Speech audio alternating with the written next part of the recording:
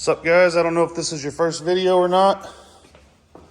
It's that time of year here where, man, these scoots don't want to start.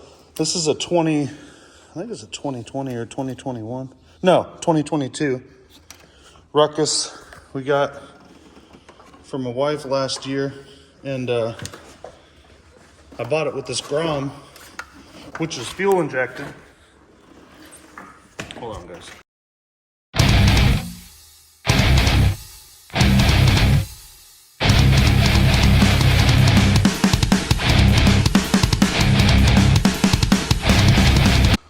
All right, so Honda Ruckus. It's a 2022. I got it from my wife last year. And then I got it with the Rhome, but then we ended up upgrading to the Navi. This hadn't been ridden that much. I mean, 109 miles. It's pretty much a new Honda Ruckus, you know, with 109 miles on it. Ever since I got this thing, I'm talking out within the first month of getting this thing, don't want to start. I've narrowed it down to a couple things. Now it's not starting, obviously, for what reasons I know. I think I know why, but I'm going to show you guys how to diagnose this thing so you can get it running again, because I know a lot of people, this is a toy of mine and my wife's, but I know a lot of people need these for transportation. If your scooter don't start, you ain't getting to work. It's a big deal. So I'm going to show you guys how to get this thing running. They're pretty simple engines, and it's hard to tear one of them up. If they're stock and not modified, chances are you get it running really easy. So, especially if you know the machine. If you've seen the machine it was running when you parked it, it's going to be fine just fine. If you just got it, we'll see. But I'll show you how to figure out what's wrong with it real quick, get it running. This thing won't start. I'll show you what it's doing. Key on, lock the brake. I've already drained the battery dead once trying to crank it.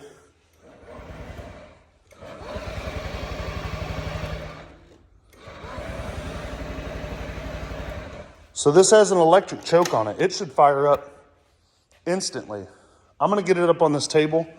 I'm going to show you the reason. Well, I'm speculating as to why mine won't start. I think I know why. But I'm going to show you how to diagnose yours and make sure it's going to fire up and run. And if it isn't, how to get her tuned up at home for, you know, cheap. Get her back on the road for you guys. I know it's that time of year.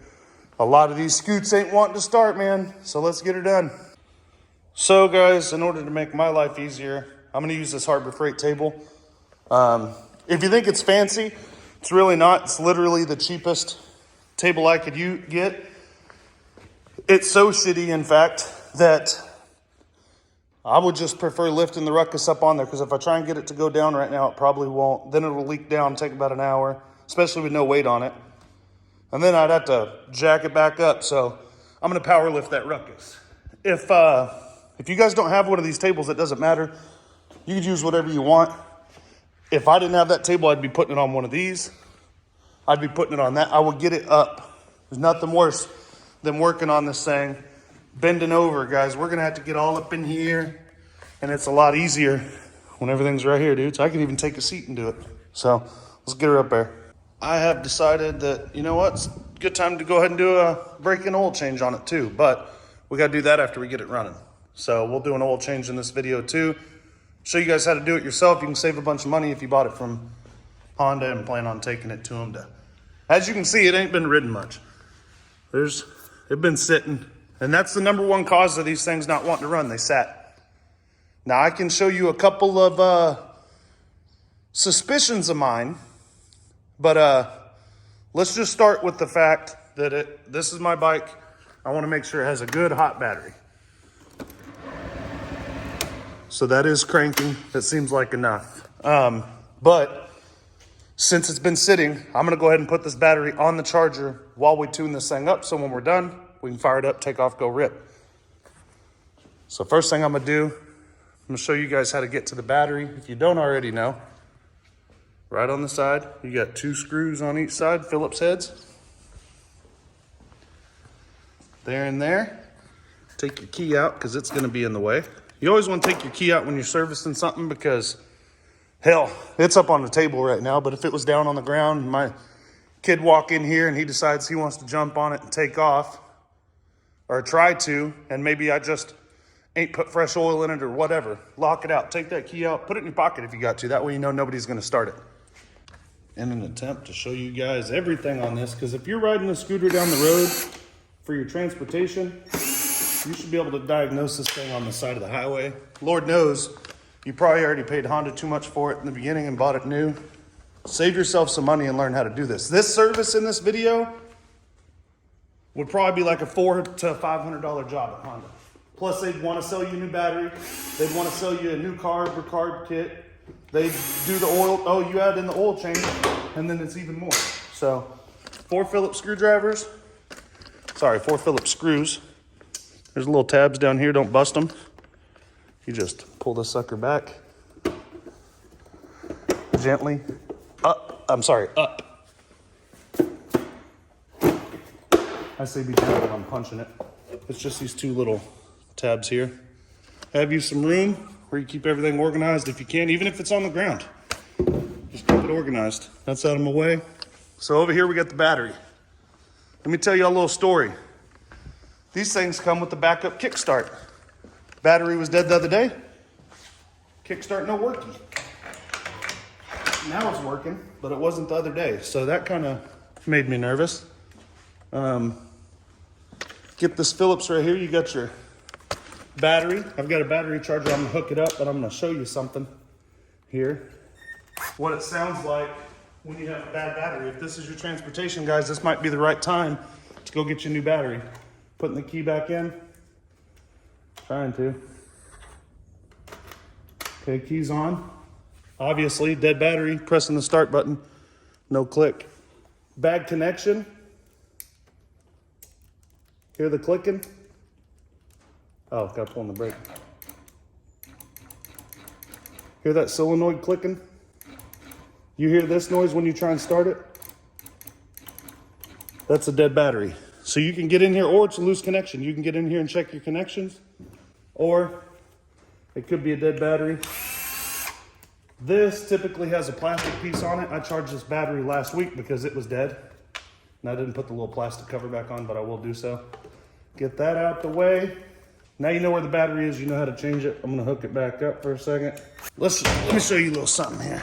If you suspect you're having a fuel issue, which is pretty much what's usually wrong with these, especially if they're turning over because the battery's not dead. You're having a fuel issue. This is a can of starting fluid, okay?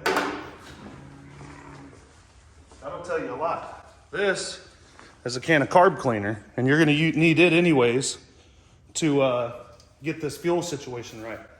This is your air box. There's a little intake down here.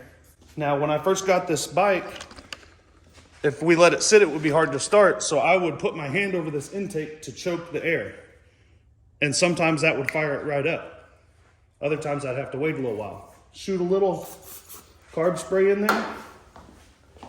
Turn the key on. If it starts,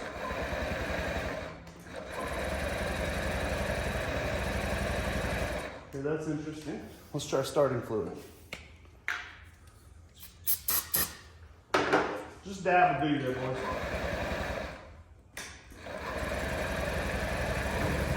Oh, there she went. Just fired up and died. That makes me almost know for sure that this thing has a fuel issue. You don't have to test it that way. You can just assume it has a fuel issue. I've done that before. I've cleaned a carburetor before. It was spotless clean. It was having a spark issue. So I always like to test. As you've seen that fired up, pretty much know we have a fuel issue. This thing has had fuel issues since the day I got it. See this little fuel pump right here? Yeah, there's a little fuel pump here. And it runs all the way up here to your gas tank.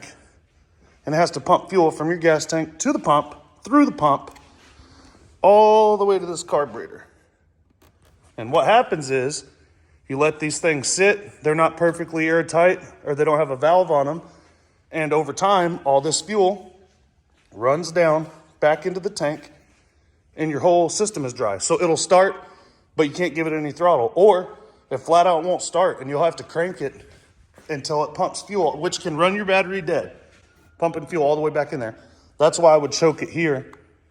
It would restrict the airflow. It has an electric choke on it, but a vacuum fuel pump.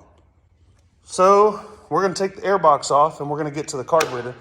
It looks like this panel will come off, making getting to that a little bit easier. These two, maybe these two back here. We'll see. Is there more up here? Careful on this trim. It seems to be all in one. No way. I'm supposed to pull this whole thing out. I guess to make it easier on me, we're pulling this seat off, dudes. And that really ain't that bad. What's that, a 12? That'll give us a lot of room. This is to help scooter people get their machine on the road. That's kind of why I started making these videos in the first place, was just to show you that these things need to be saved. Some people would sell this, guys. They'd be like, man, I'm so tired of that piece of crap that don't start. I'm gonna sell it for $1,000 on Facebook. So consider that. This whole job would take me less than an hour and a half. It would take me longer to take this back to the dealer. Forget about picking it up. Just driving to the dealer would take longer than servicing this myself. Think about that for a minute. Hopefully these are 12s too. That would make it easy. Of course they're not. So this seems like it's going to be easier to me. So 1, 2, 3, 4, 6, 8. I think that's all of them. If it ain't, no big deal. We'll figure it out here in a second. Let's pop those off. Just remember, these 10s and washers went in the plastics and the 12s went in the seat. Maybe that's why Honda makes them different sizes. And the little babies go in the back.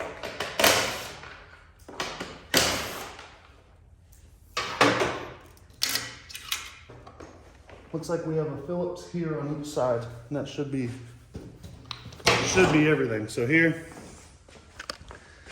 guys, see the 2 Phillips screws from here, one here, one on the other side.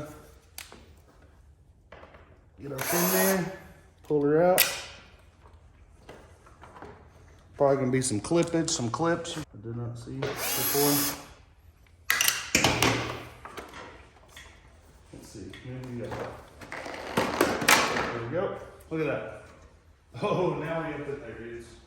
If your engine didn't start with starting fluid, you'd be pulling this out, putting a spark plug on it, finding a piece of bare frame or metal, like this would work best. A valve cover head like that, a valve cover bolt, not on the frame because it's powder coated or painted, and make sure you're getting a good spark. We know we're gonna get a spark because it fired up. So here's your carburetor. This is what's causing, between this and this is what's causing the issue.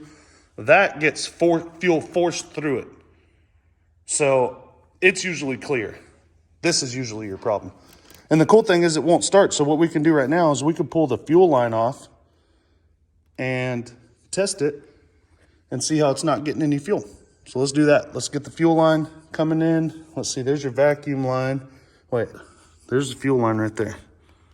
That's the one we want to get off so that we can test the pump. But we're going to pull the carburetor because I know it's got to be dirty. To do that, I don't know. We got these stupid little... First of all, it's loose, which is never good. That'll cause an air leak. So we'll tighten those clamps up when we're done. But for now, we're going to loosen them. So we got a clamp here, Phillips in the back of the carb, 2 in the front.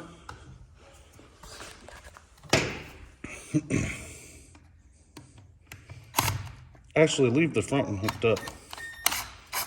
Just loosen the back too.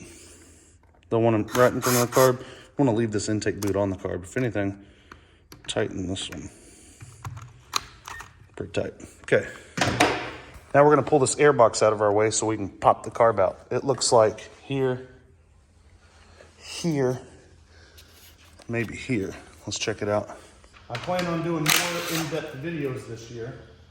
And in doing so, you're going to get you some Banshee and 250R videos that are doing whatever I'm doing. You're going to get to actually see it instead of cut. It's done, cut.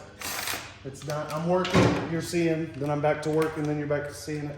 We don't have to take any of that off. Look here now. We got the air box moving. All right. We got enough room to pull this boot off the back of the carb now. Let me get you up in here so you can see it better maybe. Can y'all see the carburetor there? Yep. Now the only thing that's should be left is your throttle cable. Show you how that works. So this is what delivers fuel to your engine. See that carburetor? Not a whole lot going on there. We got 212s here. We'll have to loosen this one off, and then we'll take this cable out. That's pretty much it. You want to leave one nut in the same spot, and then I can show you how to adjust the slack on it. Pull it out. It rolls up here. You can see there's a little notch there. Comes right out. There's your Ruckus carb. This is what we need to fix. Let's go out here. It stinks too, by the way. This gas is definitely bad. Let's see what color it is.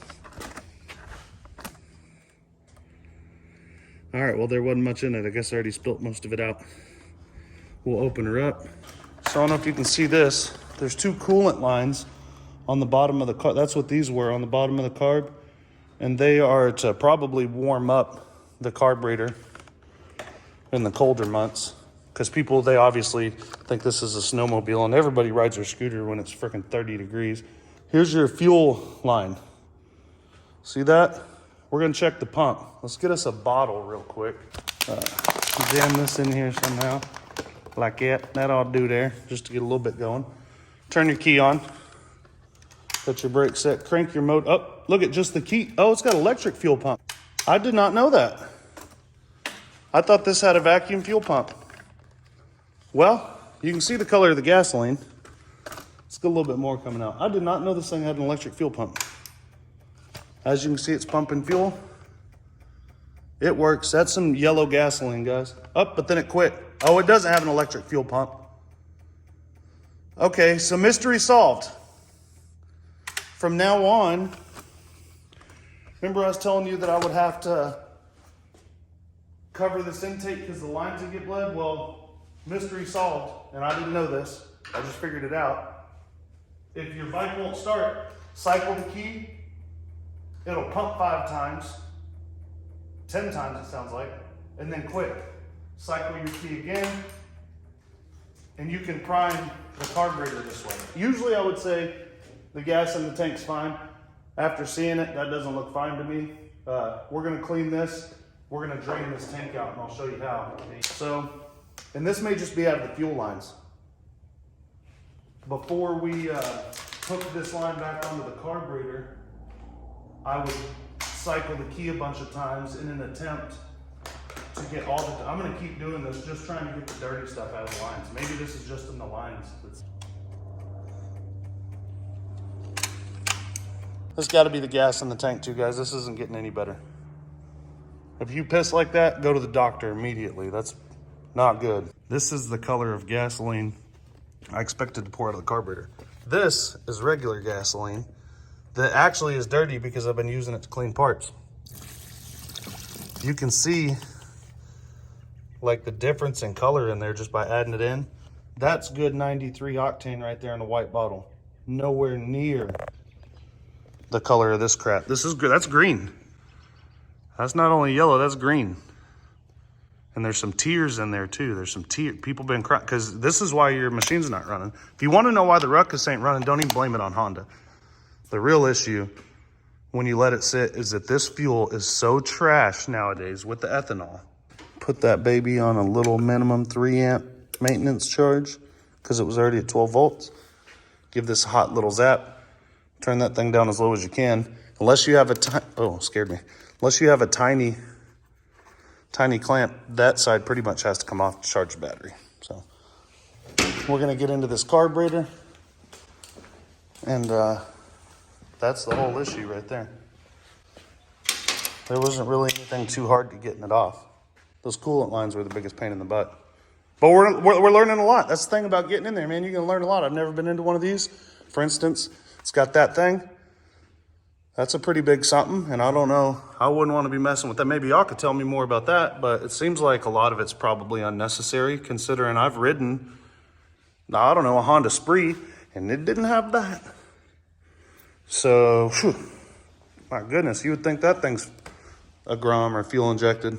To clean a carburetor, you're gonna need a few things, but first thing you wanna do is have a clean workspace. I need this little metal tray. I'm gonna clean off, working on this sandbar we got. Get all this trim off of it because we painted it. Get all this crap off my table. We'll get to work. So guys, we're gonna clean the carburetor. I got this table all cleaned off. I'm gonna get some tools together, show you what you're gonna need, and we'll get into this thing. You don't have to have all this. The advantage of having this bowl, it'll catch all the bad gas. I can spray carb spray all through this carb all I want without making a big mess in my shop. And when I'm done, I'll have this clean workspace to finish up on. I buy these bowls for like 10 bucks. They come with some orange hand cleaner, roll of paper towels, and I forget what else comes with them. A funnel and some other stuff, but they're cheap at AutoZone. Also, these metal trays, I buy those at AutoZone. They're $9.99, and they'll really, I usually use a new one when I'm rebuilding the motor, but they'll really actually keep your space clean. And right now, all there is dirty gas in there. You don't want to get dirt in your carburetor as well. So have a clean workspace. I've seen people clean carburetors in the yard. And I've also seen people clean carburetors 5 or 6 times. So, I mean, get you a clean workspace. If you can't clean up a workspace, you ain't gonna clean the carburetor. Just stay out of it. Get you a pair of gloves. Probably want some safety goggles. I have on some shatter-resistant eyeglasses, and they'll block most of that gum out from hitting me in the face. You're gonna need a Phillips screwdriver. I like to call that my drillips. It's good to go. Needle nose pliers. A small flathead, if that one isn't small enough. I have others that are smaller. May end up needing a pick to push the float pin out. And that could be everything. I mean, could be. These right here are good to help clean out jets and spots inside of the carb, so may use those as well. Some good old compressed air, one of the best tools for cleaning a carburetor. This right here, you'll want to have, you get this at AutoZone, $3 or $4. I always have some of it here because, I mean, that's how I make my living right there. So before we clean the carburetor, this is full of bad gas. You can put your lips on here and pump it out, but let this work. Otherwise you get done cleaning the carb, you gotta come back. Same thing with the battery. This is doing itself right now. This is a, this is a self-contained system. That gasoline looks horrible. You could still use it to clean parts with if you want. Maybe even put it in a fuel-injected vehicle. I'm gonna guess that gasoline, half of it at least, is a year old. We put some stabilizer in it. Hey guys, all you stabilizer guys, just put some Stay-Bil in there and you won't have to worry about it. Oh, you know what? You need to get some of that Stay-Bil. Well, I've got some of it and it's in that daggum tank and the gas went bad. I hate to break it to you guys. The gas is horrible, people. The gas is horrible. Was this some stable? Nope. Oh, that's a secret. That's a secret formula. They'll say, hell, I run Seafoam. You don't got to worry about it. I'm telling you, the gasoline goes bad. Best thing you can do is get you some non-ethanol gas. That's about the only thing that's going to help you. It ain't even an octane issue. So guys, don't blame Honda when your bike won't run. This will happen a lot less if you ride your Ruckus. If you're riding your Ruckus all the time to work, this probably doesn't happen very often. If you're letting it sit and riding it occasionally, this is going to happen. 30 days, 60 days nowadays, gasoline's no good, dudes. I started that. Had to have been within 60 days, and it started, we running around the block. It was hard to start, but it ran fine. And what do you know, 2 months later, won't even run no more. Let's get all that crap out of there. All right, first thing I'm gonna do here, guys, is make sure the outside of the carburetor is cleaned. Because it has electrical all over it, I'm just gonna use compressed air. I'm gonna take these 2 electrical components off first so that we can start spraying, carb spray, and not have to worry about damaging them. So you've got a Phillips in there and a Phillips right there. I wanna say these only, that you don't have to worry so much. This is like your auto enrichener, or maybe your choke right here. But we'll go through each one of these pieces at the very end. This came off simply, 1 Phillips. It's pretty clean. I am gonna clean it. I think this is a positioning sensor. They have it marked in 3 spots, but when we pull this plug out, oh no. When we pull this out, we'll know if it's adjustable or not. I don't know if they have it Loctited or what. I probably do have another one of these screws and I am going to use it. So, this does not look adjustable. So that's a good thing. We got this off of here.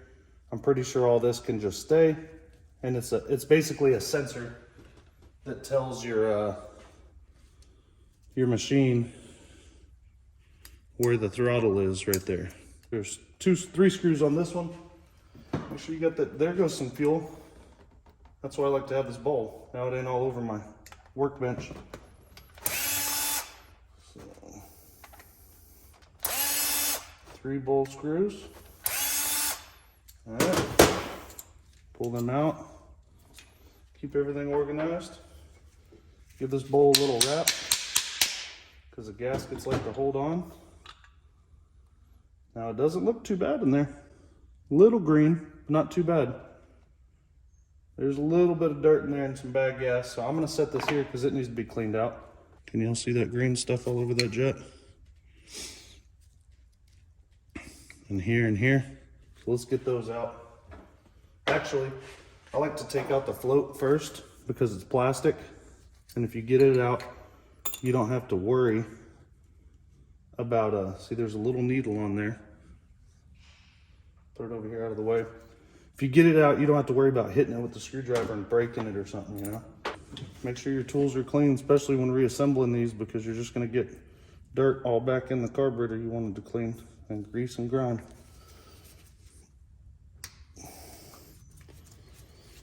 So this should be the idle jet. We'll take it out. As you can see, it's filthy. It's got green stuff all over it. The inside's completely clogged. So that's why it won't start and idle or run. This little bitty guy has to let fuel go through. Then you get your main jet right there in the middle. Screws immediately stripping, jets breaking. Damn. So there's your main jet. You can see through it. I don't know if you guys can, if I can get it to focus. You've got this diaphragm on the top, and it controls this bad boy. So once again, carefully, and you don't want to get carb spray or gas, rubber, none of that all over this. It's another reason the bowl's nice. You can just let it catch your stuff instead of, oh crap, that thing fell and I didn't expect it to. Now I'm carpet surfing for this screw. This comes off the top, set it aside, you get a spring, and this diaphragm, we want to get it and the needle everything out, and we want to keep it away from any of that spray over there because it's not going to do this any good.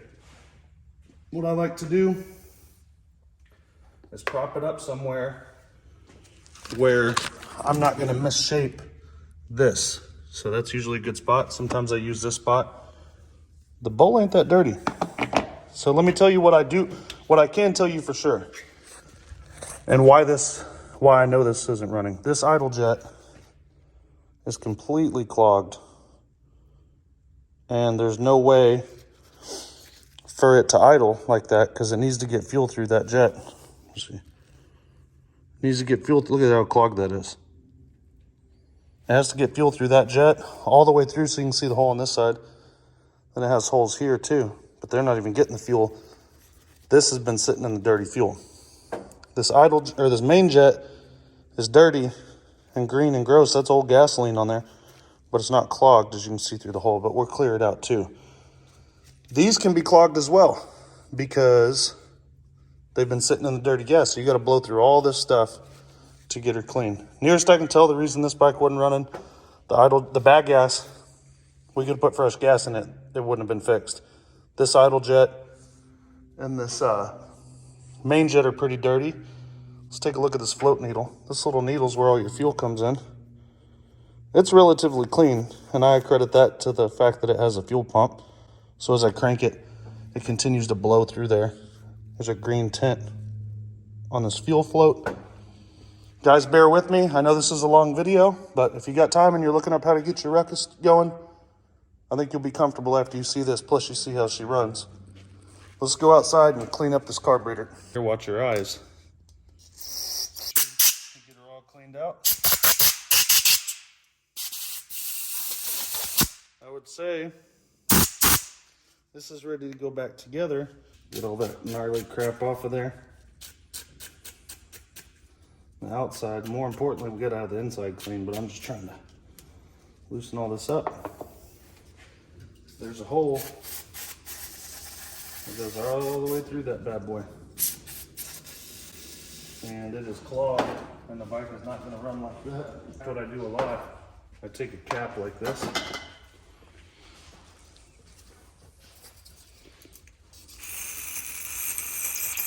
Get it full of carb spray.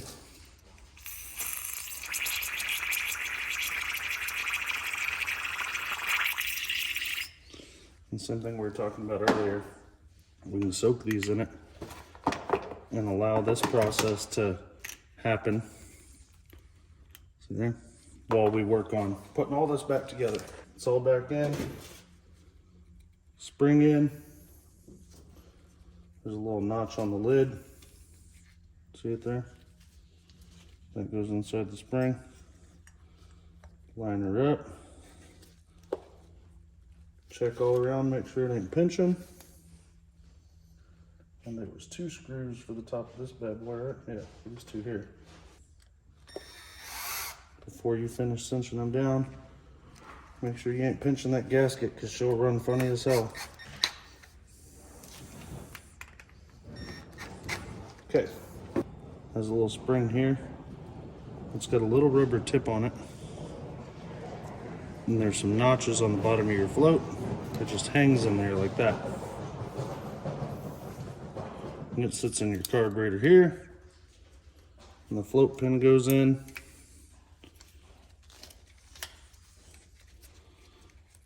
So what happens when you're riding, the bowl's on here. And as it runs out of fuel, this goes down, opening that valve, letting more fuel into the bowl. You can verify that it works by just making sure, looking right here. If you had a leaky carb situation, you could put fuel in here and see if it's the needle or what's the cause. Got to get these jets clear so we can put it back on. Really softens that stuff up if you let it sit in the carb spray. Still not cleared up.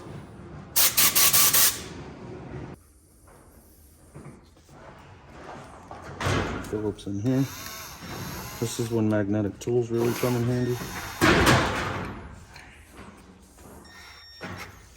That's tight.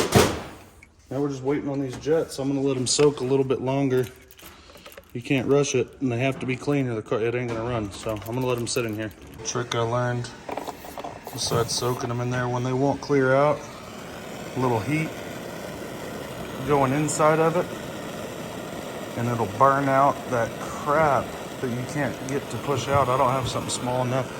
The jet is so small, the hole. Now you can see the air. Oh, look at there, I got it focused. Finally got her clear. But basically I was just running hot heat through here. Compressor, heat, compressor, heat, compressor. Bada bing, worked. Got all the jets back in. The bowl just sits back on it. Put your 3 Phillips heads back in. Then we're gonna put the carb back on. That's gonna be the pain in the butt. I got the jets clear finally, so should be good to go. Now Henry's pissed because this ghost dog.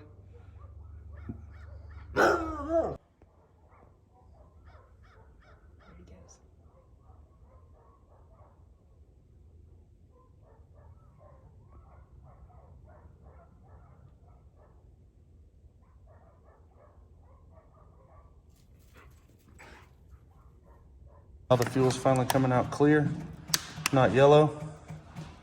Just gotta put the carb back on. Had to get all that out of the lines first. Stuff I did on the way out. So last thing I unhooked was the throttle cable. Swing it around. Drop her in here. This thing was on top of it for sure. We have this hose. Okay, so next we're gonna hook up these coolant lines that were on the bottom. Oh yeah. Then plug this bad boy back in, tighten up both those clamps. This hose goes back on the side. Don't want to go any further than this because we don't want to have to take anything back off. Cycle that key a couple times Get that carb bowl full of fuel.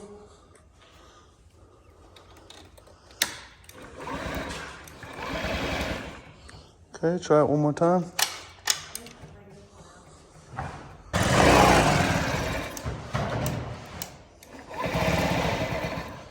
So there's the idle screw. We can crank that up just a hair until we get it warmed up, see if that makes a difference. Probably just still got some dirty fuel in the system. She's quiet, she's running now. So now we need to just let it run and purge some bad fuel out of there, get the engine warmed up, then we'll change the oil once the engine's good and hot, then we'll put the skid plate back on. So I'm gonna let it idle like this for 15, 20 minutes probably. Unless I see coolant boiling over on my table. So I've been letting her warm up in here for a little while. Oh, the brake is on. Smart. Might need to turn that idle down a little. No, it's all right. So guys, let's see. Key off. Right back to good old gambling man Ruckus. Now we gotta change the oil once it gets good and warm. If I can put my hand on the muffler, she ain't warm enough yet. Let that get good and warm. Feel the head. Head's kind of warm, but I can keep my hand on it. Ain't warm enough yet. We'll let her warm up before we drain that oil so it's nice and thin. As I just shut off the engine, gotta let it get nice and warm first. Pull my dipstick out. Got me an old plastic bucket from these rags. On the left side, there's your 17. You pull it out. We're gonna drain all of it out, and then we're gonna clean this screen as soon as this is drained. And afterwards, we will add the new GN4. That's your break-in service. Other than that, you just test these little cables, pull some little levers, that's it. Maybe they tighten up the license plate. Look how thin I got that oil, boys. Nice and hot. Let it all drain into there. We'll tilt it a couple times, then we'll move our bucket over here, pull that, clean it, put the plug in, put some fresh oil in it, reassemble it, and then we'll go ride it. It's out of the way. Clean off your plug real good. Wipe off this stuff so it seals real good. Make sure you got your washer on there. Put this back in. No sense in letting it drip on the table.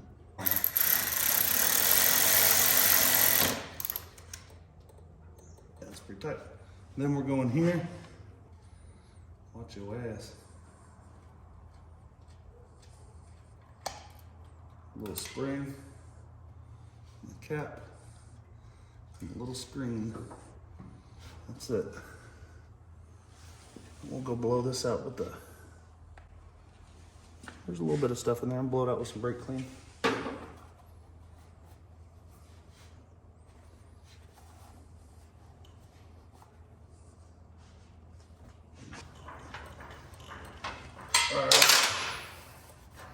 Now we add the oil in and we're done, guys.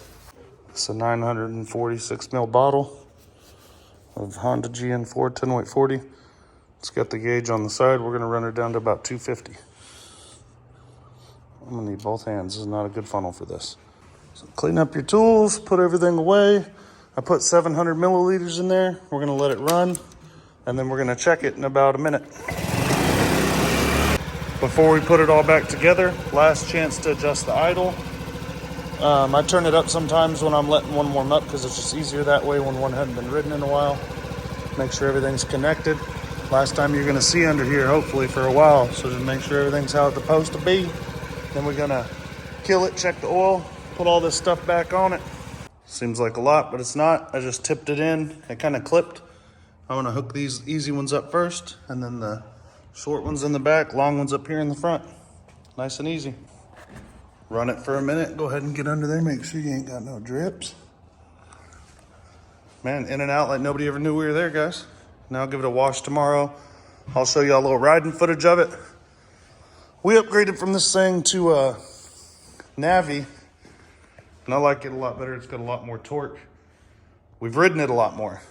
I mean, we've had this half as long and ridden it 80 more miles. We've ridden that 75 miles in one day without an issue. So I've also had to go through the carb on it though, full disclosure already. That's my fault for letting them sit. Worst thing you can do to these, get you some riding footage when the sun comes up in the morning and get up in there. But pretty much, I mean, she's fixed. I can't reach it.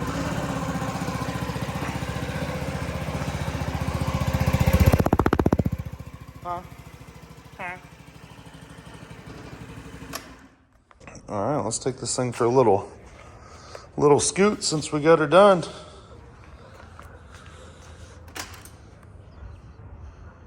Sound like a bobcat.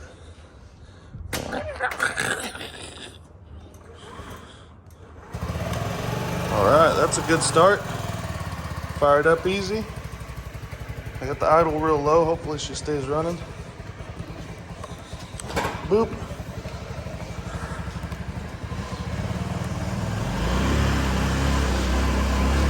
Oop, let me get out on the road, boy. It's just a little bumpy here. There we go, fellas. Back to running good. Oh, overcorrect. Oh, overcorrect. Oh, boy, mailbox.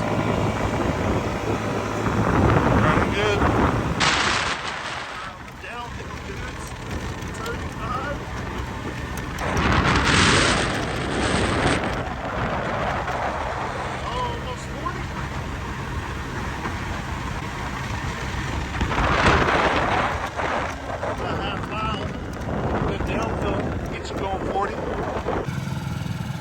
Dang, guys, she's all fixed up. Maybe a wash wouldn't hurt. Hope my wife don't notice a mirror I accidentally broke off when I was loading it in the truck one day. At least I can unbolt it and put a new one on. Surprised it didn't break in there. Nice. Whew, guys, I appreciate you watching this. This is a Honda Ruckus, but the scooter video, how to get her going. Hope it helped you. Be sure and like and subscribe.